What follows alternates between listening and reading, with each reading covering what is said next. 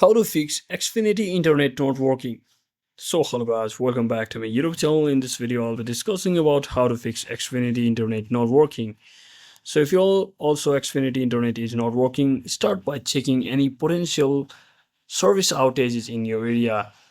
There could be outages, so if there are no outages, just try restarting your modem or router and just checking cable connections and ensuring your account is up to date. So always make sure of that by simply heading over to your application or website as well. And if the issue still persists, just utilize the Xfinity app or website to troubleshoot or further contact the Xfinity support.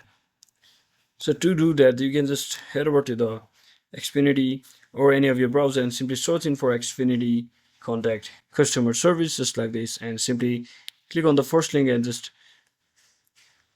select this option that is chat with Xfinity assistant over here. So you can basically describe your issue over here, whatever your issue is, and they will simply get back to you after trying to find the solution for that issue or problem that you might be facing.